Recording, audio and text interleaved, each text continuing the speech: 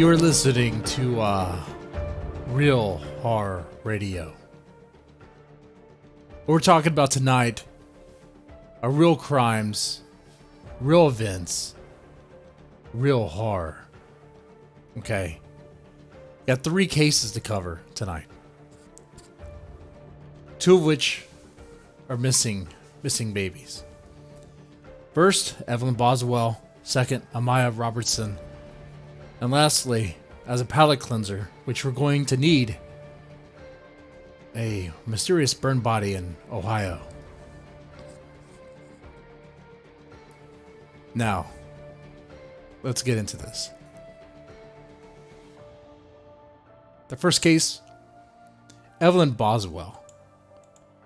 Evelyn Boswell. Now, I've been following this since the day the Amber Alert came out. Evelyn Boswell, right there on the screen. If you're listening on the podcast, blue-eyed, white girl, white baby, 15-month-old baby, adorable looking. She went missing in Sullivan County. And a Tennessee Bureau investigation has issued a statewide Amber Alert on February 19th, 2020. Only 24 inches, 28 pounds, blonde, Caucasian, blue-eyed. Last seen wearing a pink tracksuit, pink shoes, and pink bow. At least that's what's reported. Keep that in mind, because this was coming from Megan Boswell, the mom. Now, I can tell you right now, Megan Boswell has been arrested. She's been arrested for lying to the police. She's not been arrested for anything related necessarily to Evelyn Boswell's disappearance. But there is that she's charged of lying to the police. Okay. When we get into this case, it gets really suspect. Okay. Now, I want to hold off on making accusations. However, there will be some speculation. Everything I talk about here, we're going to go based on the facts of what we know so far. And then we'll go into, the theories. But keep that in mind for legal reasons. Let me just restate. Nothing's being alleged yet. There's no real allegation yet. All we know is that Evelyn's gone. Megan's not being straightforward with where she went, what happened to her right away. As a parent, I wonder, how can that be, right? Babies don't just disappear. They don't just go away. Something happens, right? It's not like a toy you misplaced, or keys you left behind, or a cell phone you lost somewhere, or someone stole. Like, what happened? What happened to this kid?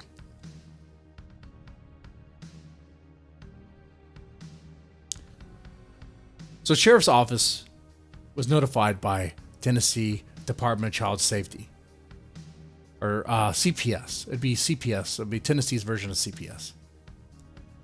That Evelyn was last seen by certain family members near the end of November 2019 and the 1st of December 2019. Wow. I mean, if we go based on that. So some certain family members, according to the Tennessee DCS, some family members say that they have seen Evelyn Boswell around November, December of 2019. Yet she was reported missing February 19th, 2020. What happened there? There's a huge span of time. And as of February 26, 2020, the day of this recording, according to Deputy Cassie of Sullivan County, they're thinking that it might be December 10th or 11th. The reason why they're saying that is because Maggie Boswell, has not been very straightforward with her answers. According to Cassie, Deputy Cassidy, Sullivan County, and he's not exaggerating when he says this. Every time they talk to Maggie, every time they talk to Megan, she changes her story. That is really suspect, isn't it? That is really weird. It really makes you wonder what is happening. Why would she just change her story over and over again? I mean, who does that? We have a 19-year-old mother who somehow just misplaced. Something happened. Something happened about 68, help me with the math there, about 60 plus days ago, something happened to her 15-month-old baby. What happened? Well, we'll get into that. We'll get into what she claims have happened. Some of her stories.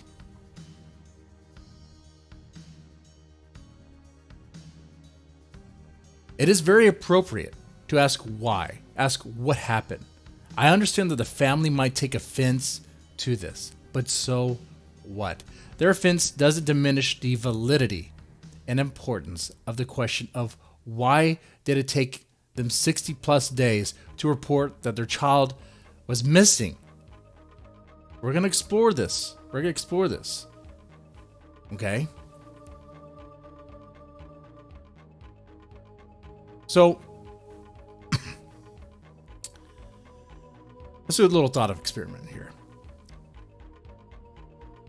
What would a reasonable person do if their 15-month-old went missing? You would report it immediately, right? Not wait after the new year. Not wait after Christmas. Not wait after the Christmas and New Year's Eve and then New Year's Day and skip all the way into February and then report it, right? You would report it right away. Huh. According to law enforcement, it says, the father's cooperating with the investigation. You would think the mother's cooperating, but she's not really cooperating. She's giving misinformation. She will tell one family member that, Evelyn is in the custody of DCS, Tennessee's version of CPS. Well, that can't be true because they were notified that the child was missing. They notified something was weird, and they notified the Tennessee Bureau of Investigation, said, hey, she's not there. Let's do an Amber Alert. I know some people out there have some theories about CPS was kidnapping kids, but even if Evelyn Boswell was in CPS's custody, they wouldn't issue an Amber Alert because Evelyn would be in CPS's custody, right? Okay, let's lay that one to rest. Let's lay that little theory to rest.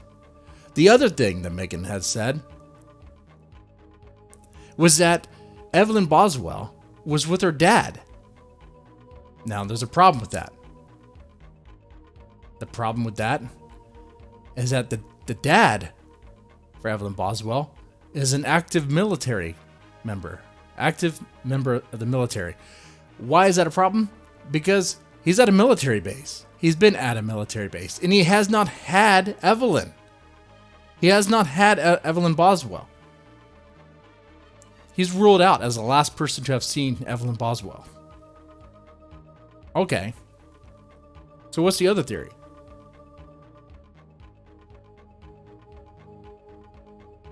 Well, Evelyn Boswell also said that supposedly, and this is according to her, she claimed she told the authorities, law enforcement, where to find Evelyn, and that they're not doing enough to find her. According to Megan Boswell, her own mother took Evelyn Boswell. The grandmother took Evelyn Boswell to a camper in Virginia. This all happened in Tennessee. Somehow grandma has Evelyn in Virginia in a camper, in a small camper. Okay, well, authorities over there in Virginia checked out the campsite, looked for some camper, did not find Evelyn Boswell there. In fact, I mean, the grandma was picked up. The grandma and her boyfriend, they were found in, I believe, Wilkes County, North Carolina, where they were picked up with a stolen BMW.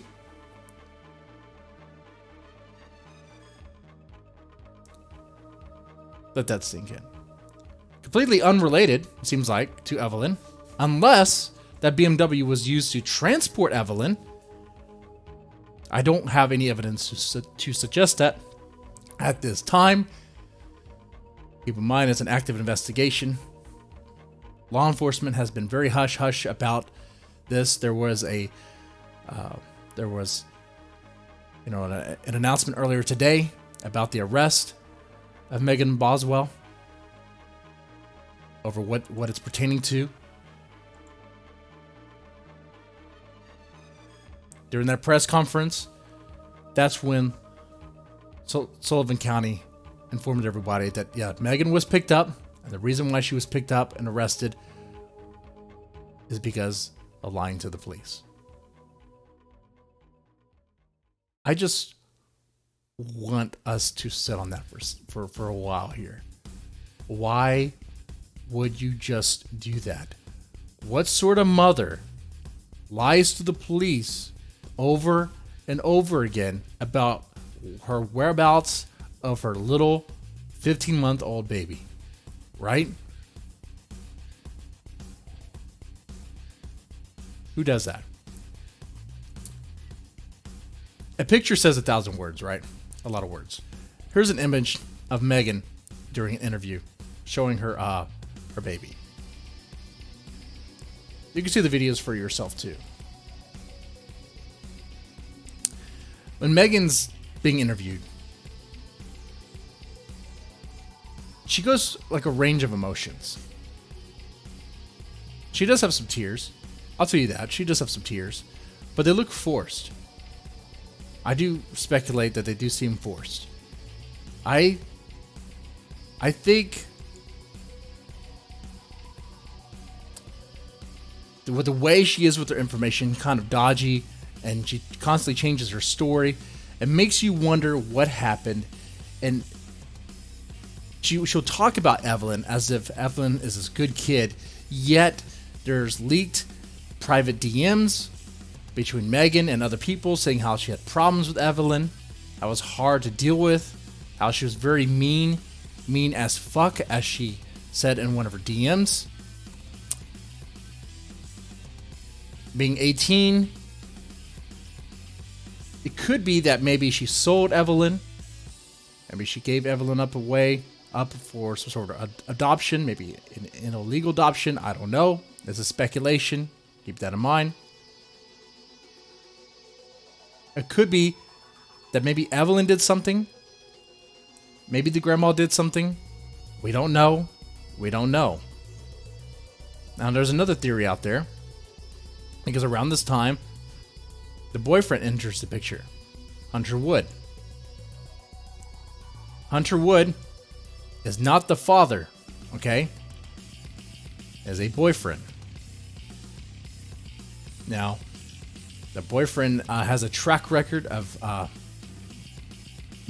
being dangerous. So much so that even Megan has talked about that. Hunter Wood is the owner of a Hunter T's Chicken Shack. Claimed he dated, according to an article here, claimed he dated Megan a few weeks in December, but never actually seen the 1-year-old. A few weeks in December. That would be around December 10th or 11th. But never seen the 1-year-old. He's seen pictures. According to the Tennessee Bureau of Investigation, Evelyn was last seen, once again, I want to let everybody know, at the time was December 26th, but I had to change those notes here today. According to Sullivan County, they suspect probably as early as December 10th or 11th. That's based on information that they're getting from people that have not been lying to them, at least a pattern of lying to them. Okay. Let's see. Megan's relationship with Hunter. See, Megan applied for a job. That's how she met him. Hunter claims that they had an on and off again relationship. He claimed that she talked about Evelyn and how Evelyn was with her dad because he was home for Christmas. But that's not true. That isn't true. Now, Wood claims he didn't question that. I could believe that. But why would you question that? It seems like it would be truthful if you just heard it. Wood said that his business has been smeared across the media because of in the wake of the Amber Alert, which I understand. That happens. And you know what? He may not even be a suspect. That's the reality is. We do not know. Okay? At this time, there's no reason. At this time, based on the information we have right now, and what's out there, we just do not know. There's no reason to really believe that he has any connection to this. I know some people say he has creepy eyes, some creepy photos, and criminal history. But that's not enough, right? That's not evidence that he actually did something. You're just going off of creepy eyes and history. We don't know. Maybe he did, maybe he didn't. But we do not know. Now, the BMW. According to some information out there, the BMW was a Hunter's BMW. But that information hasn't even been verified. At this time, it doesn't seem to be. So I would lay this theory to rest right now. I'll just put it on the back burner. It's probably, we don't know. I would wait, honestly, until the investigators get information from the grandmother. See what she has to say. Maybe she'll say something that will help. I don't know.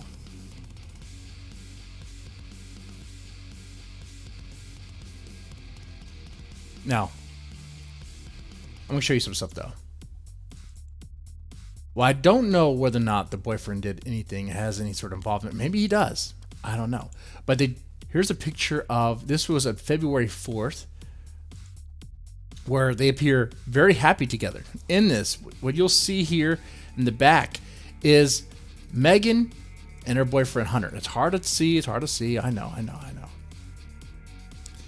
Happy, smiling, having a good time.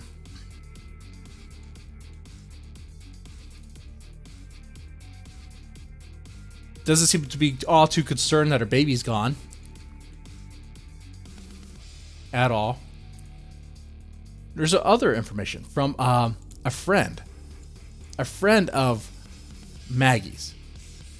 A friend of Megan Wood. Christy Broom. Now she is the mom of Maggie's friend. A friend that died because of K2, smoking synthetic marijuana. Okay? Christy Broom posted that Maggie Wood, you're on your way back to the police station now in safe hands. I will just say, from the 2 days I've spent with you, that you have done nothing but lie to me, and I'm the one person that had your back, and I don't understand why you absolutely know more about where Evelyn is. If you want any kind of future at all, like I've told you, then you need to tell what's really going on and not change your story unless it involves the truth. But by the way, you're not pregnant. Megan Boswell is claiming that she's pregnant. Probably with Hunter Wood's baby.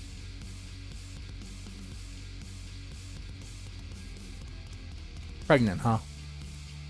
That's unfortunate. Her first kid disappeared. She has no idea where she went, right? That's what she's claiming. Oh, no. Well, she's claiming she has several ideas where the baby went. But now she's pregnant again? Okay. That's really unfortunate. Right? Like, I hope we find Evelyn alive. I do. I hope that we find out somehow that Megan somehow set up some sort of weird illegal adoption and sold Evelyn to someone. Okay. I think that's the best outcome.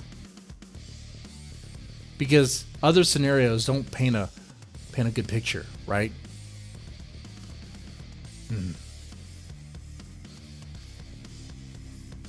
All right. Christy continues, and this really goes for context for Megan lying. I've not been able to comment on here. I've had your back, still have your back. I've known you since you were in kindergarten. You were best friends with my daughter, Maddie Broom.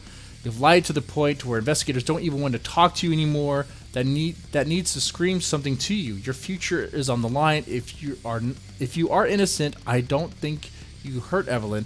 Just I think you know what happened afterwards. Yeah, I think. So she has a pattern of lying. Megan Boswell has a pattern of lying. Has been arrested for lying to the police. We still don't know where Evelyn's at. We don't know anything where Evelyn's at because we're not getting any straight answers. Now, about the people who speculate, and let me restate this is speculation here, okay? The people that speculate something bad might have happened, really bad, like murder bad. They will use her history. They will use Megan's history. Yes, Megan's family does have a history of crime. Okay, her father and her brother had charges of attempted homicide. Okay, they'll use that against her. Okay, while family history is interesting, it doesn't mean she did it, right? It doesn't mean she did it. The history just paints like this. It doesn't really paint the picture. It's like the outside stuff. It's not even. It's like if this is a painting, like a Bob Ross painting, it's not even the main focus. It's like the shading on the outside, right? Because that's not proof that she actually committed any sort of crime here. Right? And that's the difficulty in this situation. I like reporting on this because this is an active investigation. And we get to see in the moment of what investigators have to deal with, what they have to go with here. While we can sit on the sideline and speculate based on certain posts on Facebook and this, that, and the other, it's like, what is really happening? Well, the information that the investigators get, that's what they're going to have to go on, what they get from reliable sources. Already, Megan's been proved herself that she's not reliable, okay? And they get all sorts of tips from various people from social media and various people who call in. Okay, well, they don't really know much, right? So they're going to have to find other sources. Now, here's what's horrifying. Let's say Megan never talks. Let's say the grandmother never talks. What happens then? Well, what do you think happens? If people don't talk, then investigators really cannot do their investigation. Right? That's a scary reality. That's something that I have to deal with. I mean, who am I? I do some investigations. I can't really say I can't go into what. But when people do not talk, when they refuse to cooperate, it really makes things difficult. And until you find a body, you really don't have anything.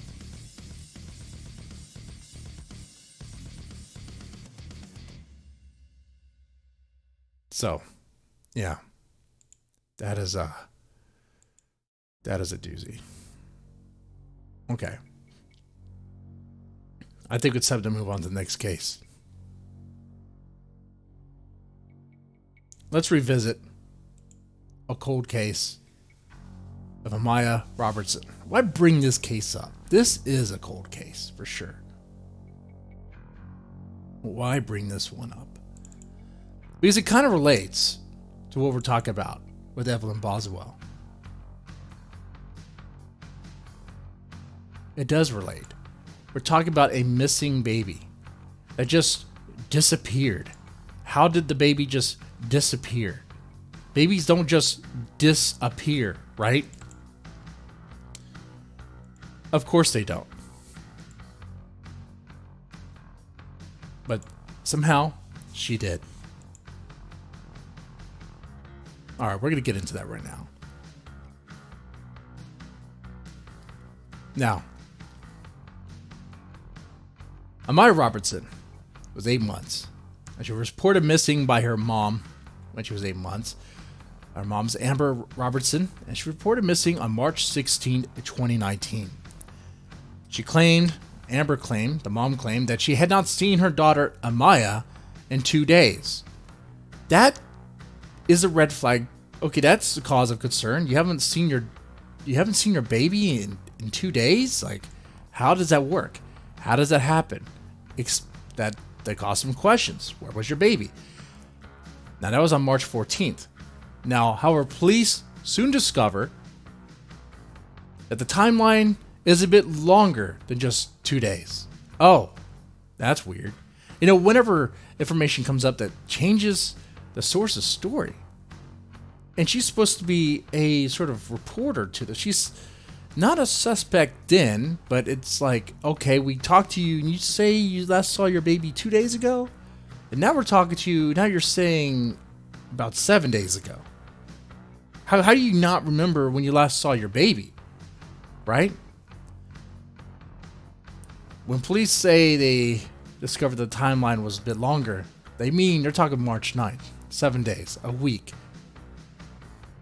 So, Amiah was missing for a week. And then she was reported. Okay. What do you think about that? If you're a parent, can you even fathom someone just losing their baby and then sitting on that for a week and then reporting it? Who does that? You would have to be on drugs for that to happen. I can't think of any other reason, any other way you could explain that. You'd have to be on drugs, or you have to be on drugs and misplace your baby. Maybe brought your baby to the dope house. Maybe left your baby on top of the car and he drove the car. I don't know. But even then, there would be a body. When I said this is a cold case, it's up in 2019. They still have not found Amiah. They still have not found her. They have not found any body. Okay. At the time when it was reported, Amber Robertson was cooperating with authorities. I don't know if they're still investigating, honestly. If they are, I hope Amber is still cooperating, but who knows if she's even helpful. Amber claimed at once that the babysitter last saw Amiah. And then she reported that Robert Lyons had last had Amiah. Oh, change her story. It was the babysitter, now it's the boyfriend, the father. You know, when you change stories like that, when you're constantly lying like that, it's really hard to believe you. It's really hard to take you at your word, right? Okay. Well, according to the police, based on the information they received, right, Robert Lyons was supposed to be taking care of the baby the day that the baby disappeared. Robert Lyons was spotted in several locations in his car, a raggedy-ass car that he was driving, and returned home to Amber around 10 p.m. the same day. According to Amber, when Robert Lyons returned home, he didn't have the baby. Oh, that should have been a red flag right there. You should have called in a case. You should have reported that immediately. What do you mean your boyfriend shows up without the baby? Keep in mind her other story was that the babysitter last had the baby. So she doesn't remember who had the baby. Okay. All right. But how does that happen? Imagine that. Your boyfriend, the father of your baby, has your baby, comes back home around 10 p.m., 10 at night. What is he, first off, what is he doing out with an 8-month-old at 10 at night? What is he doing? But anyway, comes back home and doesn't have the baby. That's a big question right there. That is something fishy. Reeks of tuna. Like, that is horrible. Why did this not alarm the girl's mother immediately? Why didn't she report it immediately? Did the boyfriend just forget the baby somewhere? Did the father of the baby just leave the baby somewhere? Like, drop him off, injure the baby somehow, and try to cover it up? We don't know, because there is no body.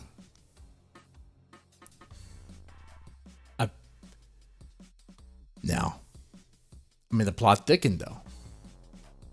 According to Robert Lyons, he dropped the baby off with a regular babysitter. Regular babysitter. I want that information to really sink in there. Regular babysitter, as in, hey, we use this babysitter quite often. Claims he did that because Amber told him to. And I believe that's when Amber changed her story. Oh, yeah, no, it wasn't last seen with Robert. Oh, that's right. The babysitter last had my baby. Can't keep her story straight. Doesn't even know, right? Huh. Okay. But according to the babysitter, Amiah never made it to her house. Now, I can understand why a mom and a father, if they did something horrible to the baby, if something happened to the baby and they try to cover it up, why they would try to lie for each other to protect each other. But why would some third party, some babysitter, risk her life to do that, right? How connected is she? I mean, unless something happened at her house. But, hold on here. Let me tell you. The babysitter claims she never saw the kid there, never saw Amiah. Amiah never came to her house that day. Not only that, but the babysitter's husband was like, no, like, my wife, according to the babysitter's husband, what he told police was that, yeah, okay, so my wife babysat Amiah like one time. At one time. And if we didn't do anything, we don't know anything, just leave us alone. Is it, according to the husband of the babysitter, it's like, because of all this, they weren't a regular babysitter at all. And because of all this, because of the disappearance, now she's labeled as a baby killer. People turn their house into a circus. People just blaming them, coming at them. Okay. And that's going to happen. That is unfortunate, especially if we don't know if they did anything, right? We don't know. We can't just go off guts, right? You don't know.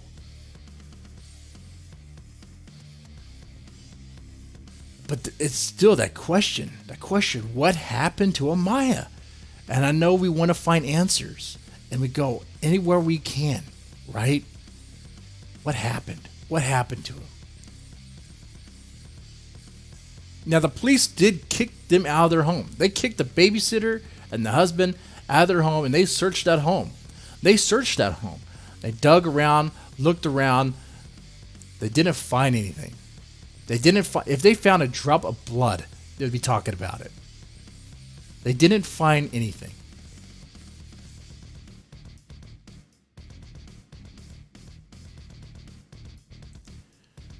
Police considered Lyons a suspect in Amiah's disappearance. Okay. They suspected him.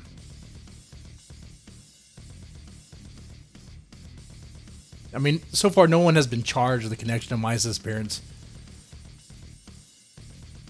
Okay.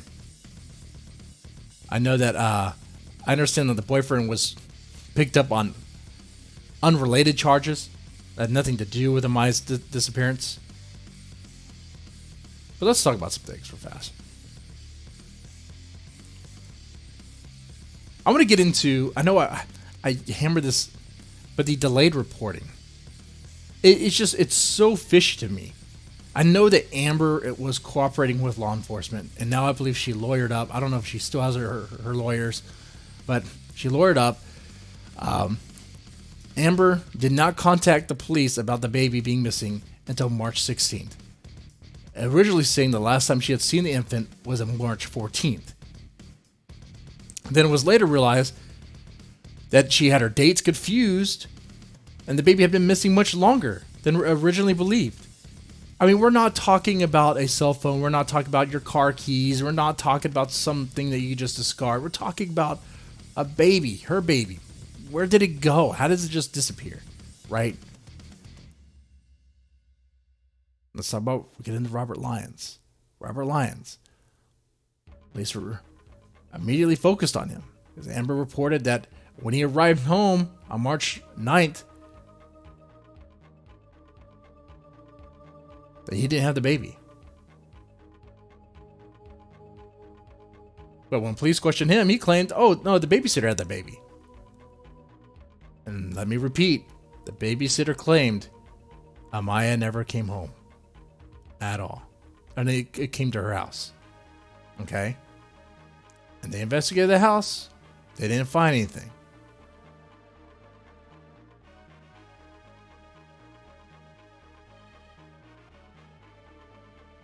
What did the boyfriend do instead? Well, the boyfriend tried to help. According to the police, he tried to give off locations where Amiah could have been. Some of the spots Robert Lyons described didn't even exist. It's like, oh, I think Amiah could be over here. Amiah could be over there. Giving out locations that are made up. Kind of like what Megan Boswell did. Giving out stuff that just doesn't add up. Lying to the police. Which makes anyone with a reasonable sort of investigator cap just think about this. He knows something. He has to know something, right?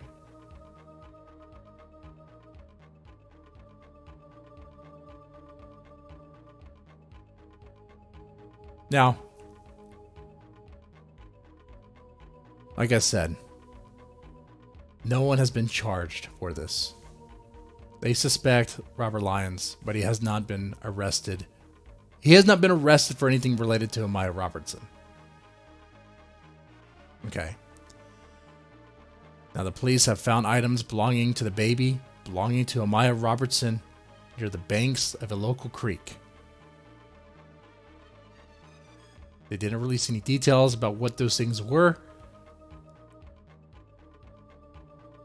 There were divers sent out to search a pond in the area. Based on the tip they received, volunteers searched, and they assisted police in trying to find the baby.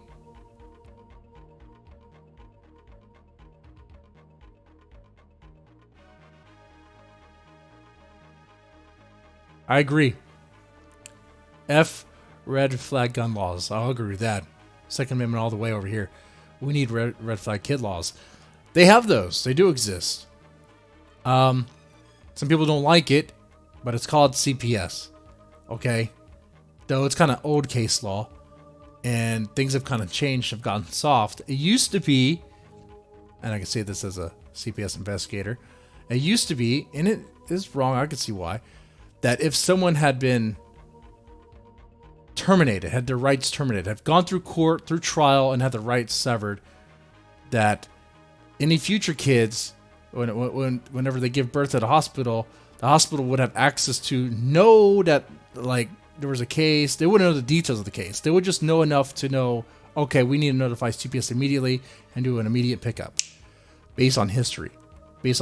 Now, the problem with that, like I said earlier in the stream, is we're going based on history. And history could show a pattern, especially if it's that person's history, right? But it could be, what if the mom was 18 and made a bunch of crappy mistakes? Now, something like this is bad. This is real bad. Your kid just disappears. You got to explain that. How does that happen? That doesn't just happen. But let's say the mom was 18, whatever, Maybe she had a problem with dope or something, and she was not in a good place. Okay, and she didn't have any relative support. Maybe she did. Maybe the kids were sent to grandma, what have you. Okay, all right. Maybe she never got her act together, so they could never get her kids back, so her rights were terminated. Okay. Maybe she didn't want to do rehab and all that stuff. All right. Let's say 10 years later, she's like, so 28, and let's say 30. She's clean now. Something happened to her. She's clean. She's in a better place now. Okay. And she has a kid with a new husband. If she really did change her ways, using what happened to her when she was 18, probably wouldn't hold up in court, right? but yeah, I get you on the red flag kid laws. I get you. It's situational, right? You got to keep it. You don't want automatic, because there's some cases where it's like it may not apply. But how about this? If someone had a baby that just disappeared on them, let's say in the case of Amber, and let's say also Megan Boswell, where they just can't explain the disappearance of their baby,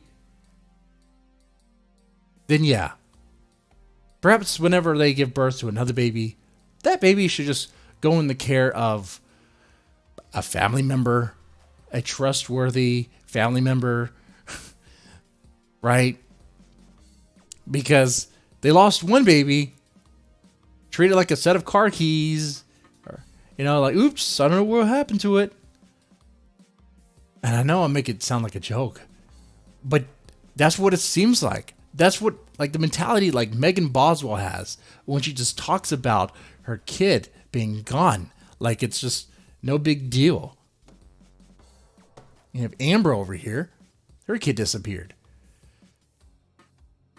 Now, being how long ago it happened, her kid's likely dead, right?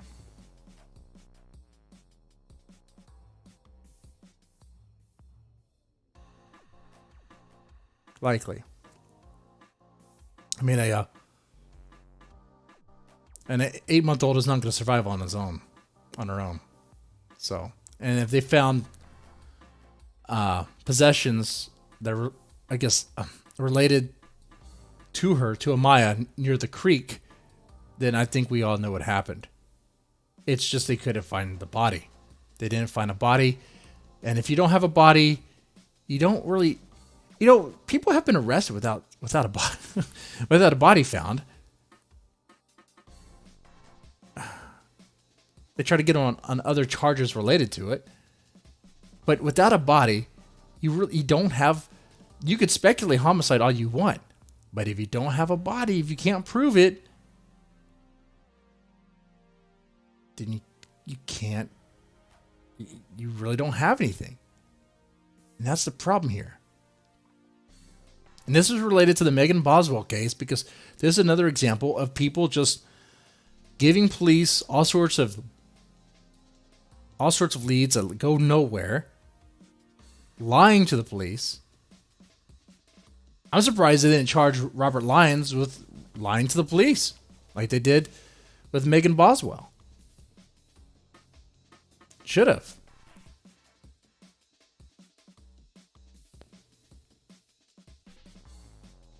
Man. Okay. Now, the last case I want to talk about tonight. This is more of a palate cleanser. This is not a missing kid. It's not a missing baby. This is more of a... This really makes you think about, like, what happened. What was the situation here? What led to this?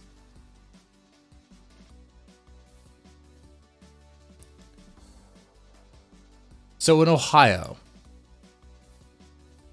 they found a body that was burned so badly they could not identify. They couldn't even identify what gender it was. And on February 20th, 2020, Cleveland, Ohio, firefighters discovered a burning body in a secluded field near train tracks. But this body was missing its head, it's missing its feet and hands. You have a burning body, missing its head. Okay, you can't track dental records. Okay, missing its fingers, missing its hand and feet. All right, you really can't track. You can't get fingerprints. Okay, and burned so badly they can't even identify the gender. Now, I'm sure if they were to cut into it and find a uterus or something else to help kind of identify one way or the other, whether it be male or female, but even then, it's like it was so badly burned. Oh, they found it burning. They found it burning. They discovered it burning. They went there to put out the fire. But by the time they got there, it was too late. The damage had been done.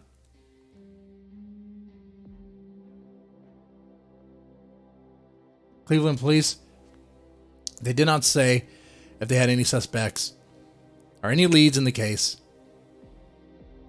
According to the medical examiner's office, that not determined how the person died. I mean, you just have a body there. Makes you wonder what happened. I'm pretty sure they didn't die just by the fire. That was them getting rid of the evidence. Whatever happened. I mean, look, I'm not going to tell you how to get away with murder. Okay? Can't do that here. This is YouTube. Okay? Or if you're listening on the podcast. Can't do that for legal reasons. But I will say this. You probably read a crime novel or listened to a crime podcast or watched a movie where they try to get rid of evidence by getting rid of the hands, getting rid of the head, and disposing of that somehow. If you make it difficult to track the body, track who the person is, it's just one giant question. One giant question mark. Like, who is this? If you can't, they can't even identify who it was they found. Apparently, when Cleveland police combed the area around the burn site, they combed for more than 5 hours early Wednesday. In a search for clues, they dispatched dog teams, but they haven't found anything. I mean, I am curious whether or not we're going to hear about reports of a severed head found in a dumpster or of hands found somewhere. But I'm willing to bet that the people who did this, if they went to this length, they probably would have buried the head somewhere, maybe kept it as a trophy. I don't know. I mean, is this a sign of a serial killer? I don't know. It's just one off. But it's just like, if they're getting rid of the body that way, you don't do that with just someone, like a bum or whatever. There was something with that person who died. He must have done something to someone and pissed off the wrong person to where they had him killed and then the evidence burned away. What's also interesting is that Cleveland police homicide reported that there are reports on the scene that in the past there have been several burned out cars in the same area. So someone over there likes setting things on fire. Could be a gang thing. Could be. Pretty smart, actually. I have to say. That's, I don't condone violence. Don't condone crime. But that's not amateurish right there. What do y'all think happened?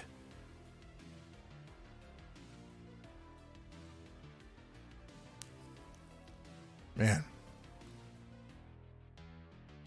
Like I said, I tried searching to see if there was anything else on this. I haven't found anything. I really doubt we're going to hear any reports about severed limbs or severed hands or feet or a head found somewhere. That's probably kept.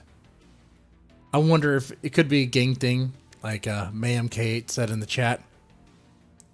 Quite possible.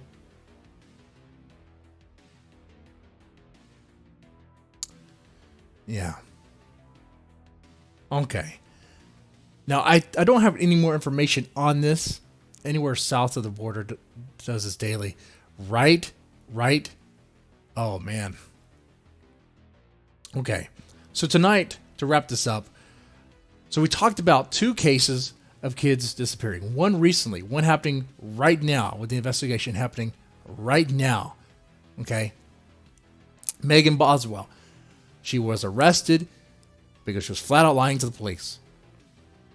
And the deputy, he stated he was not exaggerating when he said every time they talked to Megan, she changed her story about what happened to her 15-month-old baby. Babies don't just disappear. They go somewhere, right?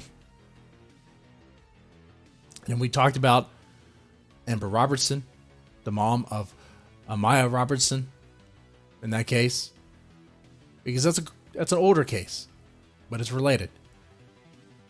It's related. And it had this palate cleanser, the burned body.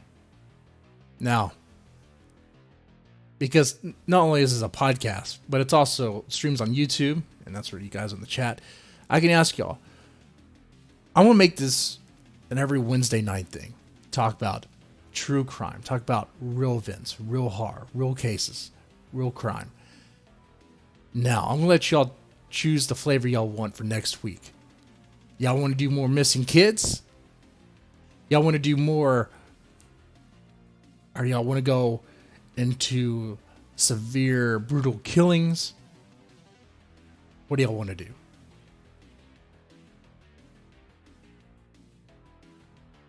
Maybe go look into current and operating serial killers? Maybe.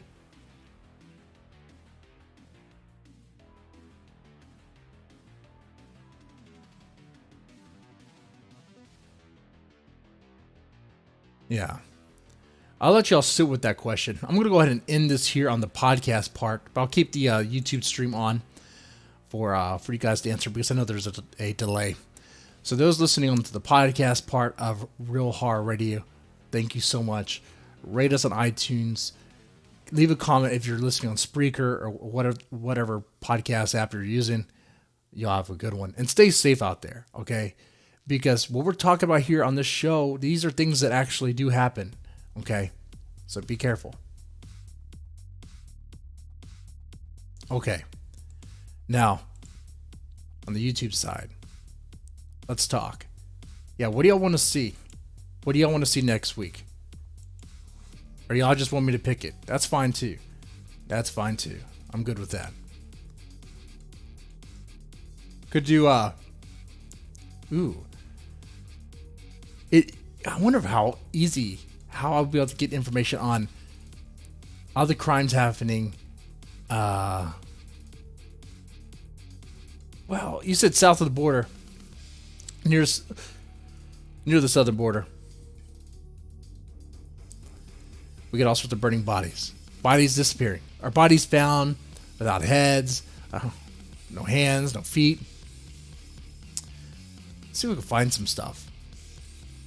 Bizarre killings, maybe. You pick it? I think that's what I'm going to do. I think I'm going to do that. But it'll be fun. Well, at least try to make it fun. Now, thank y'all so much for watching. I hope you have a good one. Press the like button if you haven't already. And I will see y'all next week. Y'all take it easy.